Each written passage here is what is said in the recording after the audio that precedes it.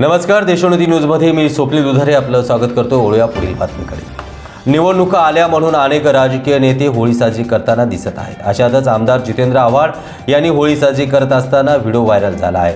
50 खोके एकदम ओके, जो नाही झाला काकाचा तो काय होणार जनतेचा, अशी घोषणा जितेंद्र आव्हाड यांनी व्हिडिओमधून दिली आहे। या घोषणाच्या माध्यमातून आव्हाड यांनी उपमुख्यमंत्री अजित पवार यांच्यावरती निशाणा साधला आहे। मिळालेल्या माहितीनुसार हा व्हिडिओ होळीच्या दिवशीचा आहे आणि आता सध्या सोशल मीडियावरती तुफान व्हायरल होत आहे।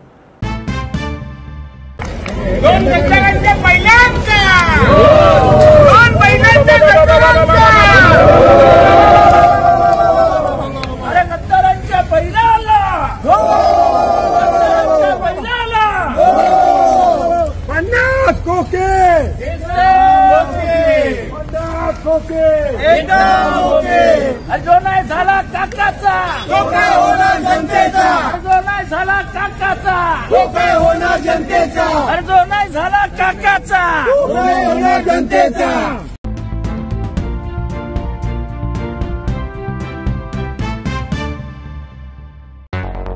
मुंबई, पुणे, नागपूर, मराठवाडा असो का विदर्भ, राजकीय, सामाजिक, शैक्षणिक क्षेत्र असो का क्रीडा, सर्वच घडामोडीचे विश्लेषण पाहायला विसरू नका। फक्त देशोन्नती न्यूजवर।